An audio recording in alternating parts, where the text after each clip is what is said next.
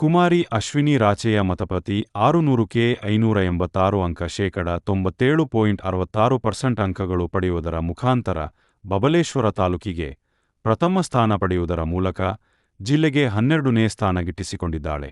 ಗುಣದಾಳ ಗ್ರಾಮದ ಹೆಮ್ಮೆಯ ವಿಷಯವಾಗಿದೆ. ಆದ ಕಾರಣ ಗುಣದಾಳ ಗ್ರಾಮಸ್ಥರು, ಜಂಗಮ ಸಮಾಜದ ಬಂಧುಗಳು ಹಾಗೂ ಬಸವ ಜಯಂತಿಯ ಜಾತ್ರಾ ಕಮಿಟಿ ವತಿಯಿಂದ ವಿದ್ಯಾರ್ಥಿನಿಯನ್ನು ಸನ್ಮಾನಿಸಲಾಯಿತು. ಇದೇ ಸಂದರ್ಭದಲ್ಲಿ ವಿದ್ಯಾರ್ಥಿನಿಯ ಮುಂದಿನ 1 ವರ್ಷದ ಶಿಕ್ಷಣ ಸಂಪೂರ್ಣ ವೆಚ್ಚವನ್ನು ಗ್ರಾಮದ ಯುವ ರೈತ ಮುಖಂಡರಾದ ರಾಮನಗೌಡ ಪಾಟೀಲ್ ಅವರು ಕೊಡುವುದಾಗಿ ಹೇಳಿದ್ದಾರೆ.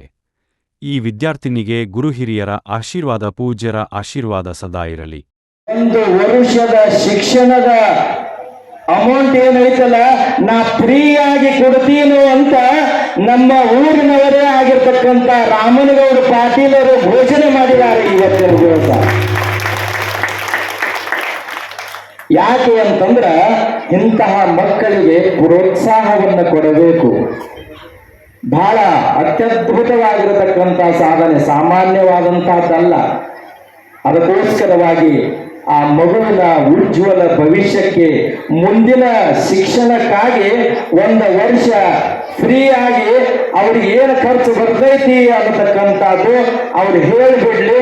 ನಾನು ಫ್ರೀ ಆಗಿ ಅವರಿಗೆ 1 ವರ್ಷದ ಶಿಕ್ಷಣದ ಒಂದು ಮೊತ್ತವನ್ನ ಕೊಡ್ತೀನಿ ಅಂತ ರಾಮನಗೌಡ ಪಾಟೀಲ್ರವರು ಹೇಳಿರ್ತಕ್ಕಂಥವ್ರಾಗಿದ್ದಾರೆ.